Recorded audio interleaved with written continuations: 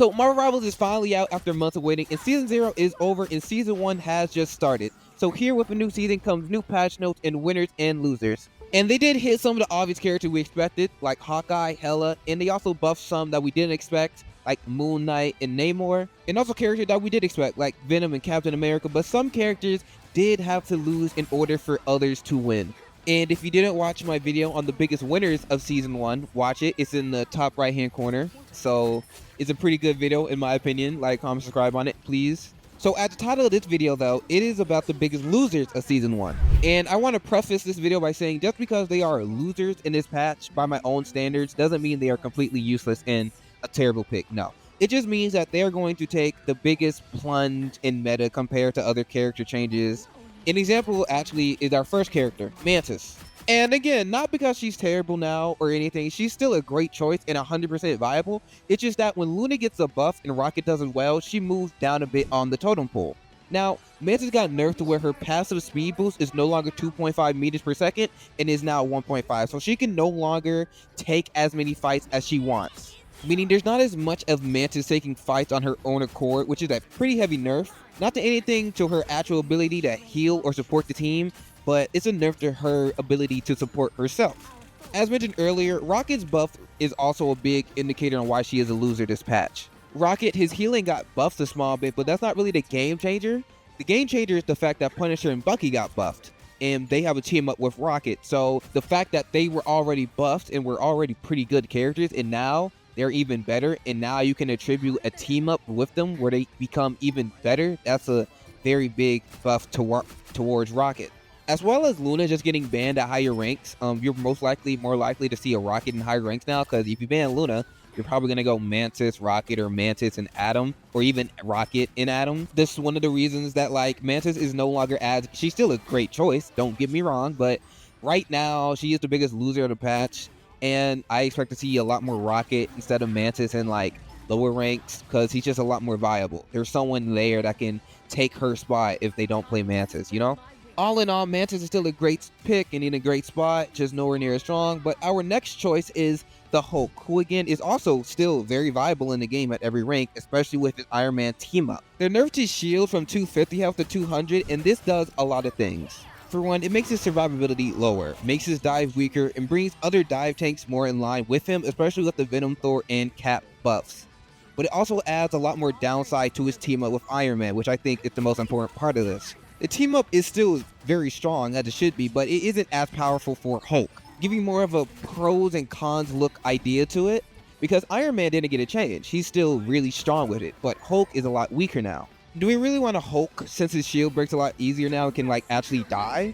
Is it worth the team up with Iron Man? And especially with the storm changes that like Iron Man can't just own the skies by himself anymore. There's actually someone to fight with up there 24/7 now. So the fact that Hulk also dies now a lot easier, the fact that Iron Man has to actually fight for air superiority now also, that adds a lot to the Hulk nerf. So that's why he is a loser in this patch. All in all, there's a lot more factors that can go into you choosing to use the team up or Hulk or not. You know, you can use Venom now. Like, he's a viable person in high ranks now. Captain America and Thor both got buffs. They already have a team up that makes them really, really good together. So that just makes them stronger in general. So yeah, there's a lot more things that we can be like, oh, maybe you can go Venom instead of Hulk. Or maybe go Thor and Cap instead of Iron Man and Hulk.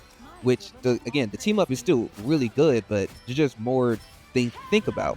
Our next loser is the Black Panther, who got a small nerf to his survivability. With his additional health from his two abilities being brought down, as well as the max amount he can get being brought down from 120 to 75, it's not huge, but it is noticeable. And it does exactly what it said it would do. It does bring his survivability down, which I know that they're really good at doing that. They're really good at bringing survivability down from their characters. But he's a loser because other characters that do his job, like Psylocke and Magic, got small tweaks and buffs, like Magic's ult actually two-shotting people now with their full health, and Psylocke basically remaining unchanged, aside from her ult change, which is not even that big of a change, because her ult was like the worst part of her kit. and she's still like the best dive in the game. Also, with the Neymar buffs, diving will be pretty hard to do in general, as Neymar is again anti-dive. I mean, he can put like 2 turrets down, be serious. So all around, Panther just got worse, but remember, he's still completely viable. He just has to work a bit harder in the climate the game is in. Like, he still has 300 health for some reason. I don't know why he has that much health. I really think Magic should have that much health, honestly, but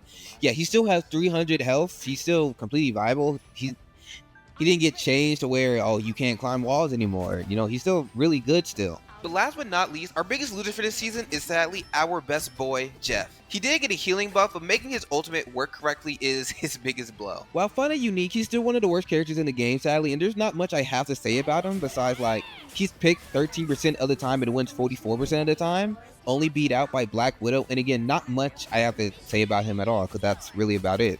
So in the first video, I had a segment at the end about who was the most sleeper pick this season, and I chose Venom because of his buffs and all around the dive buffs. So in this video, I'm going to do something similar, but instead of sleeper pick, I'm going to choose someone who I think is going to be the most overrated pick of Season 1.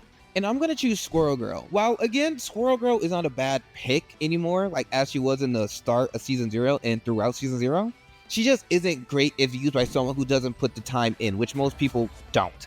I've seen some amazing Squirrel Girls though, and they do make the game an experience, but you need to put in time and effort and not just play her once every blue moon to actually get any semblance of variety and skill out of her and kills and stuff like that. Unironically, every Squirrel Girl I play with and against, they like have the Lord icon and drop more than 40 kills, and that's impressive because people just consider her a throw pick. They used to consider her a throw pick. Now her ult got buff where it's actually useful now, kinda, but also not, because you can just kill it. But yeah, anyone without the Squirrel Girl Lord picture, they're kind of bad, but everyone with it, they're amazing. That's why I think like people are skewing the skill of Squirrel Girl to like the character. But no, it's the players that are putting the time in. Like, I couldn't do that unless I put like a day into Squirrel Girl. Like, honestly, I couldn't. You probably couldn't either, but the people who do put time in with her, she becomes a force to be reckoned with. Practice really does make perfect. But that's about it in this video, in this season's version of Winners and Losers.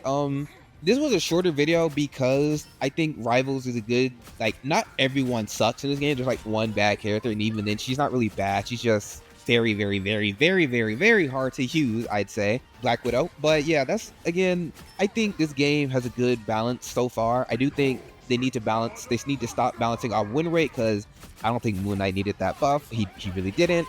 But again, losers, winners, loser, they're not terrible. They're not bad choices. They're just not as good as they once were. Like Mantis, for example.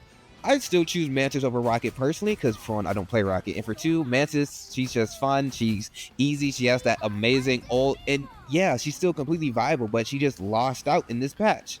Again, nothing wrong with that at all. So please like, comment, and subscribe for a lot more Marvel Rivals content. And I'll see you on the flip side. Teehee. Peace out.